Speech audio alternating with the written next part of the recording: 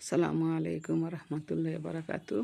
আজকে হচ্ছে দুপুরে রান্না করতেছি। টাকি মাছের ভর্তা বানাবো।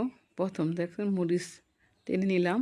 এখন যে কোনো মাছের ভর্তা বানালে আগে পেস্ট একটু টাইলা নিলে ভর্তাটা একটু স্বাদ হয়, টেস্ট হয়। তার জন্য যে পেস্ট টাইলা নিলাম, এর সাথে রসুনও দিছি যাতে সুস্বাদু লাগে খেতে। আর এখানে জানি যে টাকি মাছ অল্প হয়েছিল, তার জন্য কেউ ভর্তা করে নেই, তাহলে সবাই খাবে। আর এদিন ভর্তা অলরেডি বানাইতে শুরু করছি। এখান দিয়ে ভাত বসাই দিছি চুলায়, যে ভর্তা হয়ে গেছে অলরেডি। দেন পেঁয়াজে অনেক মাখা মাখা না হলে ভর্তার টেস্ট হয় না।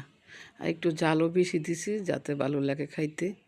টাকি মাছের ভর্তা সবাই আবার পছন্দ করে, অনেকে আবার করে না পছন্দ, কিন্তু আমাদের সবাই পছন্দ করে। আমাদের ঘরে যারা আছে তারা আবার টাকি মাছ হলেই ভর্তা পছন্দ করে। তার জন্য বলছি যে অল্প কিছু আছে যেহেতু ভর্তাটাই বানাই দিই, সবাই টেস্ট করে খাবে।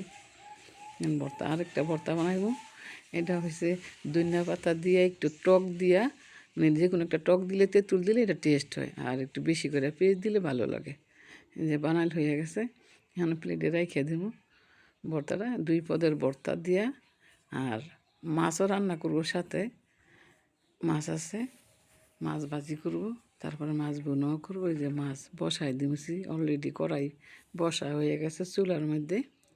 বসাই দিন তো ভর্তা 2টা আগে নিয়ে রাখিয়া দিই যাতে সবাই পরে খাইতে পারে, মনে থাকে না অনেক সময়। যে কড়াই বসাই দিলাম, এখন এই যে তেল ডাইলা দিতেছি।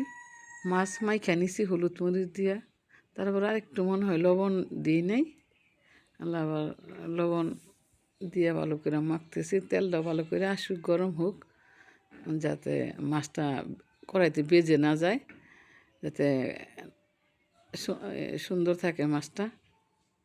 আল্লাহ, এখন মাছটা আমি দিয়ে দিব কড়াইয়ের মাঝে। বেশি মাছ না, অল্প মাছই। আমরা তো একদিনে বলছি মানুষ খুব কম, এটুকুলেই চলে।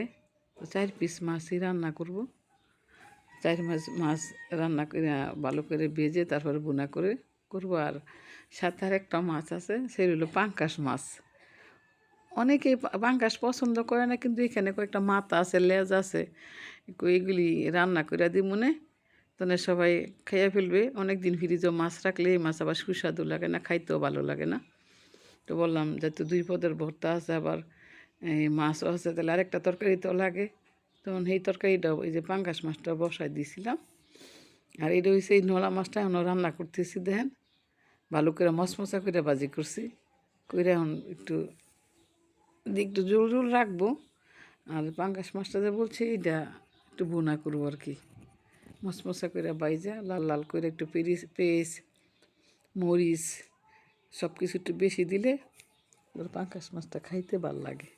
আর এতে পাঙ্গাস মাছ খাওয়া যায় না, আমাদের ঘরে সবাই পাঙ্গাস মাছ খায় মোটামুটি। এই যে এটা হচ্ছে পাঙ্গাস মাছ, রান্না করে ফলাইছি অফ ক্যামেরায়, এখন করে দেখাইলাম। এই যে মশমশা করে বাজছি, লগে পেঁয়াজও দিছি।